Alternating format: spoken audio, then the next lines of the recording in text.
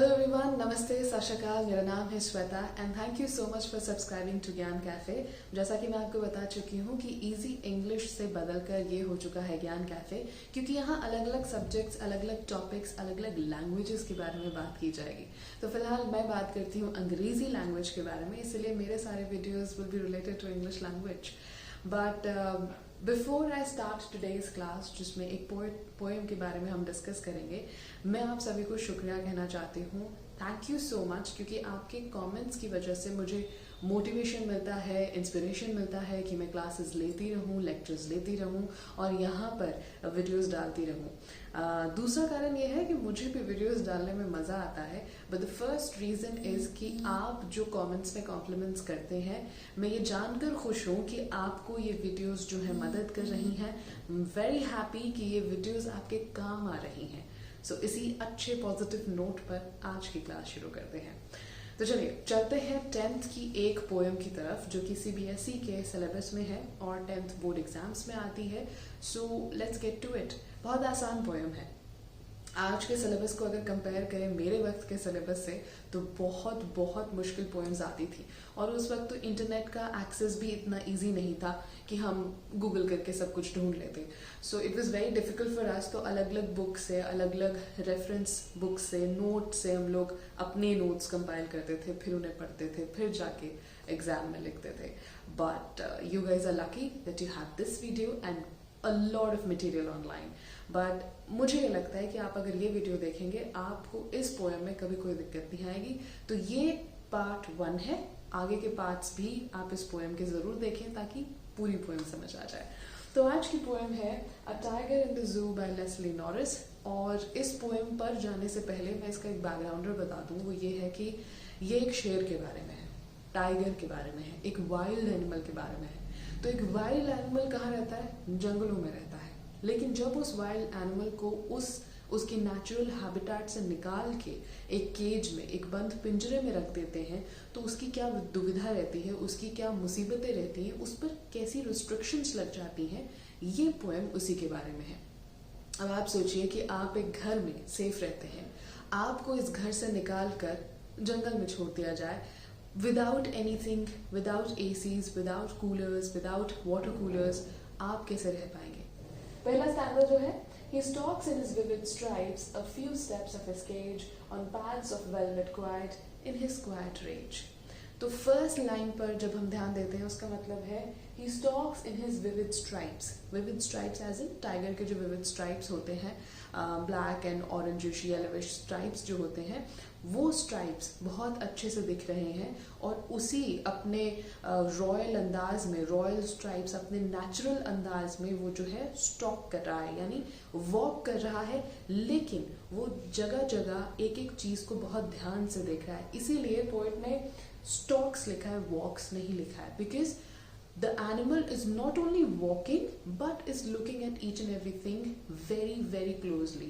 And why is it so? Because animal को एक cage में आपने डाल दिया है, वो अपना नेचुरल हैबिटेट खोज रहा है या एक मौका खोज रहा है कि कैसे वो जेल को तोड़े, उस केज को तोड़े और भाग के वापस जंगल चले जाए। Next line, the few steps of his cage.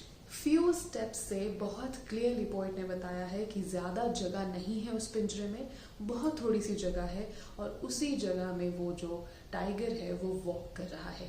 Few steps से इस बात पे भी स्ट्रेस देने की कोशिश की गई है कि भाई पहले पूरा जंगल था, पूरे जंगल में वो घूमता था, पूरे जंगल में उसका राज था, लेकिन अभी वो थोड़े से स्टेप्स हैं जिसमें वो एनिमल जो है चल रहा है। On pads of velvet quite, यानी उसके जो पैर हैं, जो पंजे हैं, आप अगर कभी भी देखिएगा कोई भी एनिमल होगा उसके पंजे बहुत सॉफ्ट होंगे। स्पेशली जो कैट्स हैं उनके पंजे बहुत सॉफ्ट होंगे, इसीलिए उन्हें टिप टो कहा जाता है कि वो हमेशा टिप टो करके चलती हैं।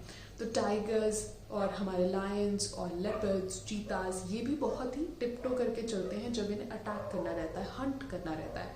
इसी वजह से उनके जो पंजे हैं वो पैडेड रहते हैं ताकि आवाज ना हो। सो वेलवेट क्वाइट से यही बताना चाह रहे हैं कि वो जो एनिमल है उस केज में चल रहा है, आवाज नहीं हो रही क्योंकि उसके पंजों में वो जो सॉफ्टनेस है, नेचुरल सॉफ्टनेस है, वो है जो कि पोइट ने वेलवेट से कंपेयर किया। That is very soft and it is not making any noise, but one can see the tiger because उसके स्ट्राइप्स जो है बहुत ही विविड है, तो दूर से भी देखा जा सकता है इवन इफ आप उसे सुन नहीं पा रहे हैं because of the velvet quiet. And in his quiet rage, मतलब अंदर पूरा गुस्सा भरा हुआ है लेकिन टाइगर कुछ कर नहीं पा रहा है बिकॉज उसी पिंजरे में वो बंद है, और गुस्सा करके भी क्या करेगा, अल्टीमेटली कोशिश करेगा निकलने की लेकिन नहीं निकल पाएगा। तो क्वाइट रेज मतलब अंदर पूरा गुस्सा भरा हुआ है लेकिन वो दिखा नहीं पा रहा है, कह नहीं पा रहा है, बात अपनी जाहिर नहीं कर पा रहा है। अब इसमें ना कुछ पोइटिक डिवाइसेस यूज हुए हैं जिन पर हम ध्यान दे लेते हैं। सबसे पहले है राइम स्कीम, और वो है ABCB, बिकॉज स्ट्राइप्स और क्वाइट इतना मैच नहीं कर रहा है जितना कि केज और रेज मैच कर रहा है। So I written it wrongly, actually it is B only. So ABCB, right? जो लास्ट वर्ड होता है वो जिसके साथ राइम कर रहा होता है उसकी सेम राइम स्कीम होती है। So it is ABCB, okay. Then if we see कि इसमें विविड स्ट्राइप्स लिखा गया है, विविड स्ट्राइप्स, यानी कि आप जैसे ही आप ये शब्द पढ़ते हैं आपके दिमाग में एक इमेज आ जाती है, इसीलिए इस पोएटिक डिवाइस को कहते हैं इमेजरी। इमेजरी, क्योंकि कोई भी ऐसा शब्द जिसकी वजह से एक फोटो आपके दिमाग में आ जाए उसे कहते हैं imagery. Next we have his, या फिर अगर हम ही की भी बात करें, एनिमल है, एनिमल को एज ह्यूमन लिखा गया है पोएम में, तो इसीलिए ही हिज यूज किया गया है। अब इस ट्रिक को क्या कहते हैं? इस ट्रिक को कहते हैं पर्सोनिफिकेशन। जब आप एक एनिमल या एक थिंग को एक इंसान की तरह ट्रीट करें या लिखें उसे कहते हैं personification. Next is pads of velvet quite. अब ये जो है मेटाफर है। मेटाफर क्यों है? क्योंकि वेलवेट से उसके पंजों को कंपेयर किया गया है। तो वेलवेट जो कि एक चीज है उसे एक एनिमल के पंजों से कंपेयर किया गया और इनडायरेक्ट कंपैरिजन है, इसीलिए इसे मेटाफर कहा जा रहा है। ऑल्सो क्वाइट रेज, अब ये ऑक्सीमोरॉन है। ऑक्सीमोरॉन मतलब कि जब दो ऑपोजिट शब्द एक साथ इस्तेमाल किए जाते हों किसी एक सिचुएशन को डिफाइन करने के लिए। तो क्वाइट रेज, अब रेज जो है गुस्सा है, तो गुस्सा क्वाइट कैसे हो सकता है? ऑपोजिट शब्द हो गए लेकिन एक ही सेंटेंस में यूज किए गए हैं, इसीलिए क्वाइट रेज जो है वो ऑक्सीमोरॉन का एग्जाम्पल है। ठीक है, ये एक और पोएटिक डिवाइस हो गई।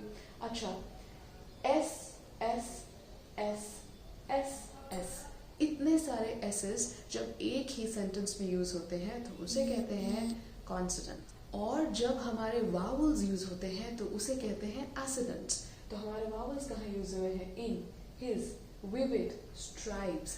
तो इसीलिए इसमें कॉन्सोनेंट्स और एसोनेंट्स दो और पोएटिक डिवाइसेस हैं जिनका इस्तेमाल हुआ है। सो आई होप कि फर्स्ट स्टैंजा आपको क्लियर होगा।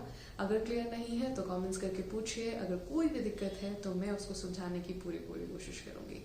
ऑल्सो अगले स्टैंजा के लिए अगला पार्ट देखना जरूर याद रखिएगा।